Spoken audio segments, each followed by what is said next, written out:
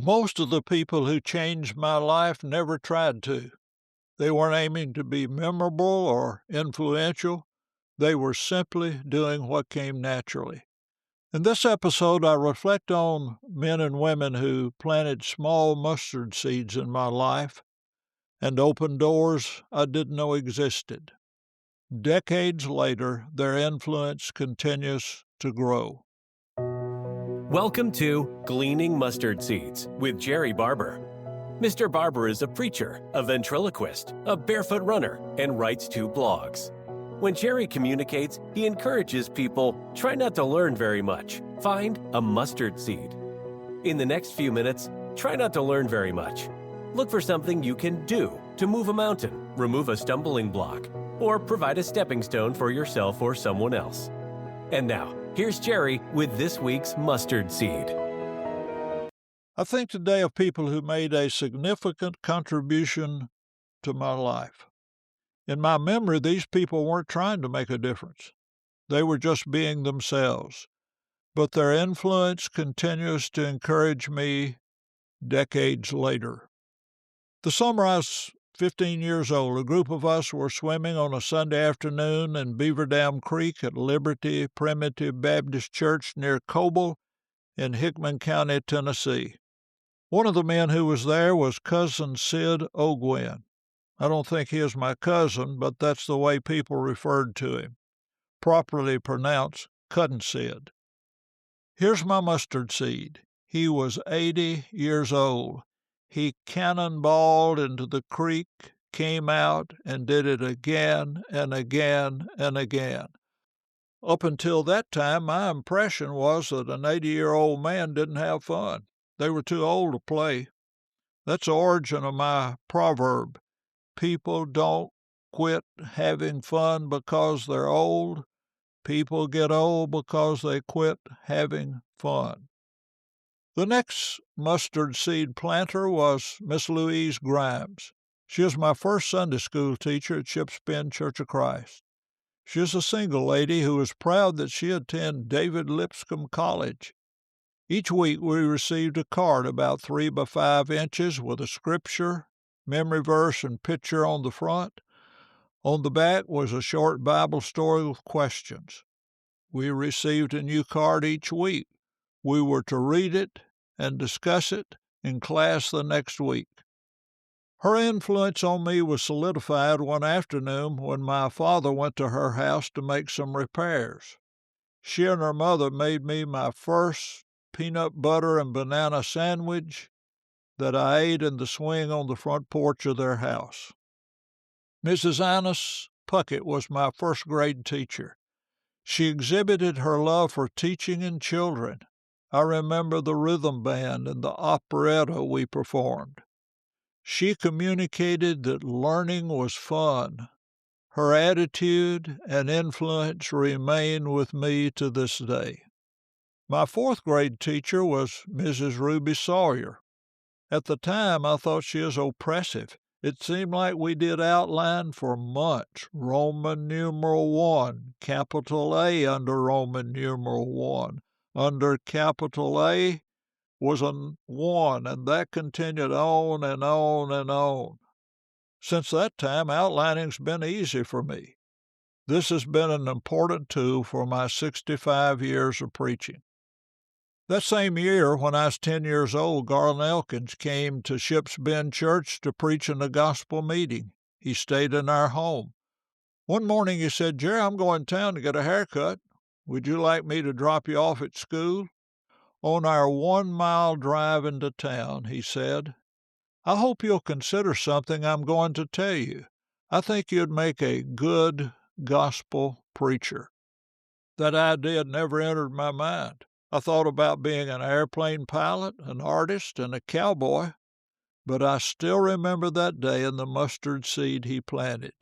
He was driving a dark green and light green 1956 Chevrolet. That suggestion has influenced the rest of my life.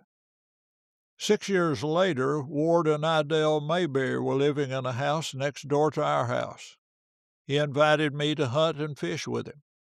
He was employed by Tennessee National Guard. He was also our preacher at Ships Bend. One day in January 1961, he said, "Jerry, I don't think we should have to pay a preacher to fill in for me while I'm going to National Guard camp this summer. You'd preach one Sunday night, wouldn't you?" He helped me prepare the sermon I preached on June 18, 1961. I typed the outline. The next month, I was invited to Lower Sulphur Church of Christ. After the services, they asked me to return once a month to preach for them. 2 other congregations followed. I was speaking 3 out of 4 Sundays each month during my junior and senior years of high school. It started with a mustard seed and has been growing since then. Mrs. Agnes Fry was my freshman and senior English teacher.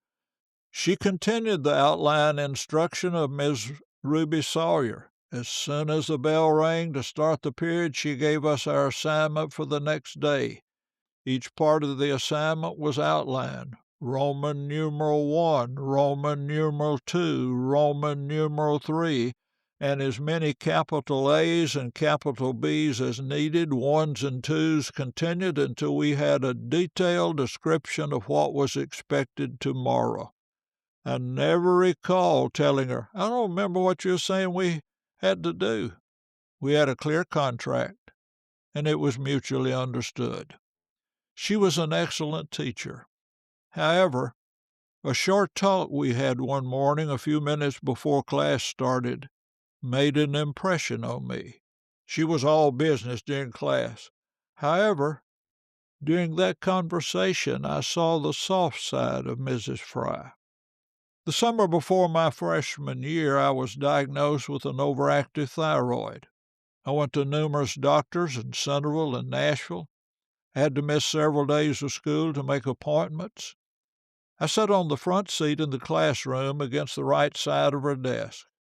She asked me about my sickness and listened with the same focused intensity with which she gave assignments and taught each class. Cecil May invited me to participate in a workshop in Oxford, Alabama. I knew who he was, but I'd never talked with him personally. After that workshop, he asked me to be a resource person for the Leaders Connect retreat at Faulkner University in Montgomery, Alabama, for 4 years in a row.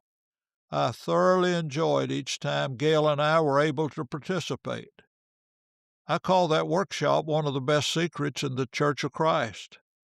The people I met gave me multiple opportunities to lead workshops and preaching meetings and to consult with numerous congregations. Cecil was a balanced, humble, scholarly, and effective preacher and teacher. He was and continues to be an important influence in my life. Most lives aren't shaped by grand gestures, but by small mustard seeds planted by ordinary people, seeds that God continues to grow long after the planter has moved on. What small seed might you and I be planting right now without even knowing it? Thank you for listening to Gleaning Mustard Seeds with Jerrie Barber. If you found a mustard seed, send a text or email with the link to a friend. This podcast was brought to you by Jerry's book, Between Preachers, You Can Grow Through Interim Ministry. Dale Jenkins wrote in the introduction, "While Jerry has written the only book I know by a member of the Church of Christ on interim ministry, the excellent principles in this book could be used as a book on healthy moving or healthy leader-minister relations, or a book for every Christian on healthy living. I'd encourage you to get one for every elder you know." You can order your book from Amazon. There will be a link in the show notes. Thank you for listening. Jerry looks forward to next week as we continue to collect and plant mustard seeds.